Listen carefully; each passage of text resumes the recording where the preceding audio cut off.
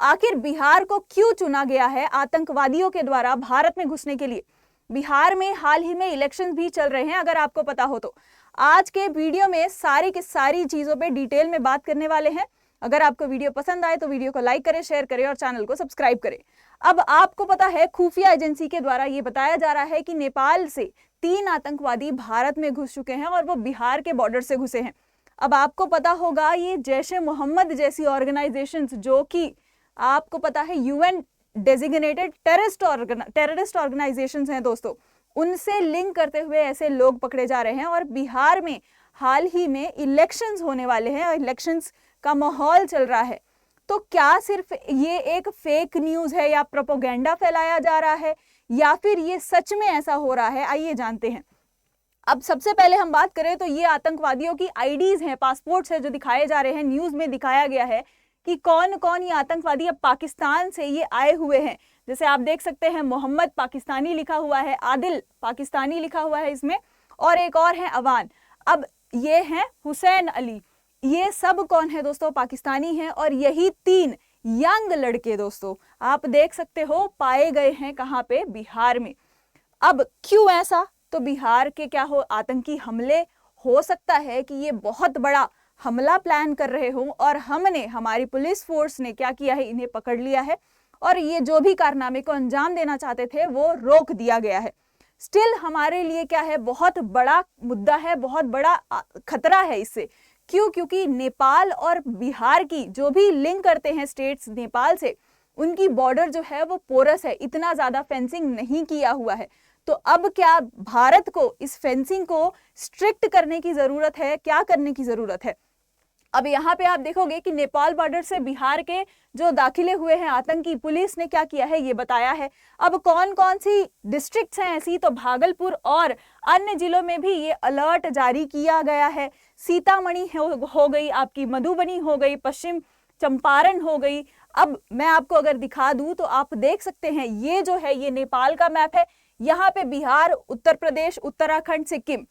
अब ये टेररिस्ट चाहते तो हो सकता था कि उत्तर प्रदेश से भी आ सकते थे, क्योंकि नेपाल से ये भी बॉर्डर पोरस ही है। सिक्किम में आ सकते थे, वेस्ट बंगाल में आ सकते थे, क्योंकि थोड़ा सा पार्ट जो है नेपाल का वेस्ट बंगाल से भी टच करता है। उत्तराखंड में आ सकते थे, लेकिन बिहार को ही क्यों चूज किया गया? बिहार में इलेक्शंस है, हो सकता है कि इलेक्शंस के दौरान इनका ऐसा फंडा हो कि हमको क्या करना है, खराब करना है, चीजें बर्बाद करनी है, तो हो सकता है इसलिए आए हो। अब यहाँ पे अगर मैं डिस्ट्रिक्ट की बात करूं तो आप देख सकते हैं, वेस्ट चंपारण, ईस्ट चंपारण, सीतामढ़ी, मधुबनी और सुपौल, ये सारी डिस्ट्रिक्ट क्या है, ये सारी डिस्ट्रिक्ट टच करती हैं नेपाल के बॉर्डर से। और इन्हीं सारी डिस्ट्रिक्ट में रेड अलर्ट कर दिया है गवर्नमेंट ने फिलहाल, क्योंकि हो सकता है नेपाल से सबसे ज्यादा आतंकी कौन से डिस्ट्रिक्ट में आने के चांसेस हैं, तो सबसे पहले जो जुड़ी हुई डिस्ट्रिक्ट हैं उनमें आने के चांसेस हैं, क्योंकि बिहार में तो ये पाए गए हैं। अब अगर हम बात करें मसूद अजहर की, तो ये बताया जा रहा है कि जैश-ए मोहम्मद का जो लीडर है, अब इसको भी यूएनएससी ने डेजिग्नेट किया है टेररिस्ट। लेकिन ये क्या कर रहे हैं, और ज्यादा प्रोपेगेंडा फैलाते हैं और ज्यादा अपने टेररिस्ट भेजते हैं भारत में। यही वो इंसान है जिसने 2001 का पार्लियामेंट अटैक करवाया, मुंबई अटैक करवाया, पहलगाम अटैक करवाया, पठानकोट करवाया, और हाल ही में जो पहलगाम हुआ था, पुलवामा अटैक भी इसी ने करवाया है। मतलब यही एक व्यक्ति है जिसके जो क्या है, सबके पीछे इसी का हाथ है। अब इसी के थ्रू ये जो सारे टेररिस्ट हैं वो भारत में आते हैं और इस तरीके की चीजें फैलाने की कोशिश करते हैं। अब इसका लिंक बताया जाता है ओसामा बिन लादेन से भी था दोस्तों।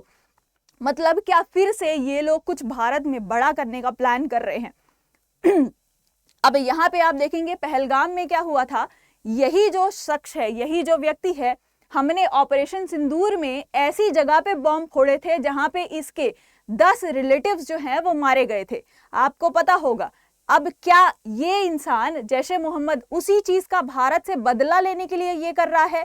क्या पहलगाम जो पाकिस्तान ने हमारे साथ किया, हमारे निहत्थे सिविलियंस को मारा, जिस पर हमने ऑपरेशन सिंदूर लॉन्च किया, क्या उसका बदला लेने के लिए ये इंसान ऐसे टेररिस्ट को भेज रहा है किसी भी कंट्री के बॉर्डर के थ्रू?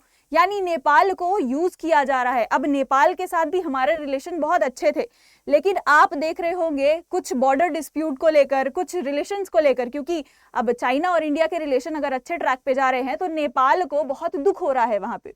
तो हो सकता है नेपाल ये इन्फिल्ट्रेशन के लिए जगह दे रहा हो पाकिस्तान को यूज करने के लिए भारत के खिलाफ।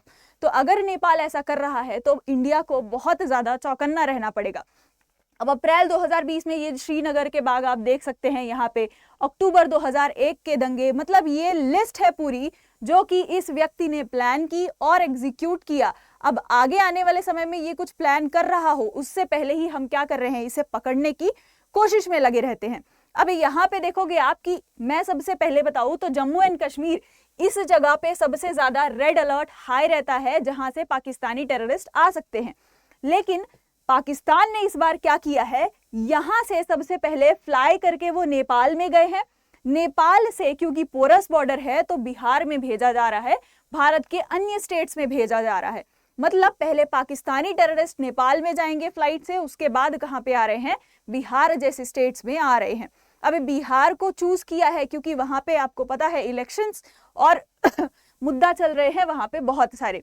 अब यहाँ पे आप देखेंगे वेलकम टू इंडिया, ये नेपाल और इंडिया का इस तरीके का पोरस बॉर्डर है, यानी आप टहलते टहलते जा सकते हो। यहाँ पे पुलिस चौकी भी है, नाम लिखवा सकते हो, छोटे मोटी चीजें हो सकती हैं, लेकिन इतना ज्यादा तैनात नहीं किया गया है। स्टिल जो नेपाल और बिहार के बीच में सशस्त्र सीमा बल रहती है यहाँ पे सुरक्षा के लिए, तो तब अब उन पर भी सवाल उठता है कि आखिर ये 3 टेररिस्ट अगर बिहार में पाए गए हैं, कुछ कारनामा करते हुए अगर पाए जाते या कुछ बड़ा कर देते, तो एसएसबी पर भी सवाल उठता है कि आखिर वो क्या कर रहे थे। अब आगे अगर हम बात करें इसी मुद्दे पे, तो ये जो टेररिस्ट है दोस्तों, ये क्या भारत में करने की कोशिश करते हैं, तो इलीगल नोट्स, फेक नोट्स जो होती हैं वो फैलाने की कोशिश करते हैं, वेपन्स लेकर आते हैं। अब ये वेपन को फंड कौन करता है पाकिस्तान को, ये बताने की जरूरत नहीं है आपको।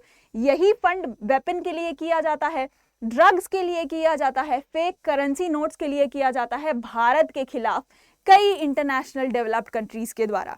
अब यही सारी चीजें इन पाकिस्तानी टेररिस्ट के पास पाई जाती हैं और भारत में यही सर्कुलेट करते हैं ताकि भारत की इकोनॉमी को, भारत के इंटरनल सिक्योरिटी को बहुत ज्यादा थ्रेट हो।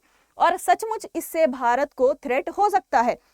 अब बिहार जैसे नाजुक स्टेट में जहां पे इतनी ज्यादा पॉपुलेशन है और ऊपर से इलेक्शंस चल रहे हैं, तो जितने भी लोग माइग्रेट करके गए होंगे दूसरे स्टेट्स में काम करने के लिए या किसी भी लिए, अपने घर आएंगे। कुछ दिनों बाद छठ भी आने वाला है, मतलब यहाँ पे एक हब की तरह देखा जा रहा है और टारगेट किया जा रहा है बिहार को।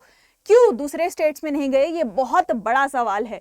अब इलेक्शंस तो एक मुद्दा है ही, खैर अब यहाँ पे क्वेश्चन उठ जाता है हमारे यहाँ एसएसबीज पे या फिर जो भी बॉर्डर सिक्योरिटी फोर्स लगाई गई हैं उन पे, आखिर वो क्या कर रहे हैं, क्या वहां पे इंटरनल सिक्योरिटी का थ्रेट देखा जा रहा है। पाकिस्तान इतना बड़ा स्टेप ले रहा है तो आखिर आप क्या है, कहाँ हैं और क्या कर रहे हैं। खैर भारत क्या इस पे प्रक्रिया ले रहा है, और ज्यादा सिक्योरिटी तैनात करेगा, और ये जो 3 आतंकवादी पाए गए हैं, क्या अभी और ज्यादा आतंकवादी घुसे हुए हैं भारत में, ये तो आने वाले समय में पता चलेगा। और जो भी पता चलेगा मैं आपके लिए ऐसे ही खबरें लाती रहूंगी। तब तक के लिए आप वीडियो को लाइक करें, शेयर करें और चैनल को सब्सक्राइब करें। और आपके जो भी ओपिनियंस हो इसके बारे में कमेंट्स में जरूर लिखें। जय हिंद, जय भारत।